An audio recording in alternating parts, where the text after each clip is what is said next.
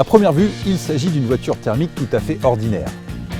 Sauf qu'en la sentant et en l'écoutant démarrer, on s'aperçoit rapidement qu'il s'agit en fait d'une voiture électrique. Ce véhicule a vécu ce qu'on appelle un rétrofit. Et le premier homme à proposer du rétrofit en France, le voici. Salut Émeric. Bonjour Rémi. Le rétrofit, c'est quelque chose de très simple. On extrait le moteur thermique et on le remplace par un bloc, une unité de rétrofit où il y a les batteries, le moteur, le contrôleur et la voiture devient 100% électrique quand elle roule. Il est compliqué le défi industriel à relever pour la transformer? C'est tout l'enjeu. La transition écologique doit être industrielle parce qu'on doit en convertir beaucoup des voitures. Et nous, c'est notre position dès le départ. Le but, c'est d'en faire beaucoup et notre défi, il est là. Donc il y a le bloc moteur qui a été remplacé, tous les autres éléments, ça reste les éléments de la voiture d'origine.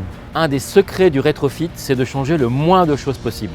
L'intérieur de la voiture reste le même. Là, c'est vraiment juste au niveau de la motorisation, du compartiment moteur qu'on a changé les choses. Et on a mis aussi quelques éléments au niveau du réservoir.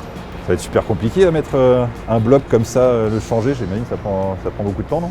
Notre défi, c'est de proposer au client qui va rétrofiter sa voiture de le faire en 4 heures. Pour un budget d'environ 5 000 €, on peut donc transformer sa petite citadine ou en acheter une directement rétrofitée.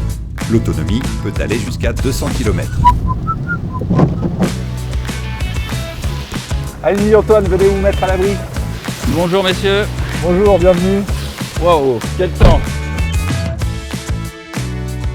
Donc Antoine, vous avez décidé de commander une voiture qui sera rétrofitée. Vous pouvez m'expliquer un peu les raisons de ce choix? Le problème, c'est les moteurs thermiques qui émettent des gaz à effet de serre. Et bien pourquoi on ne se contente pas de mettre des moteurs électriques plutôt que de construire, de produire des engins qui, mine de rien, c'est un coût énergétique et écologique très important de reconstruire ces véhicules, que ce soit des voitures ou des bus. Donc c'est une vraie volonté de vous engager de votre part? Complètement, et je pense que l'idée peut intéresser beaucoup de monde.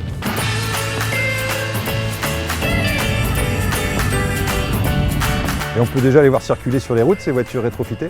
Ces voitures-là sont des prototypes. Celui qui veut en acheter une demain, faut encore attendre quelques mois parce qu'on doit obtenir ces homologations qui sont des gages de sécurité de nos voitures rétrofitées. On obtient une homologation pour un modèle et derrière on en fait autant que l'on veut de ce modèle. Merci beaucoup Émeric, elle est parfaite, je l'embarque, ciao. Au revoir.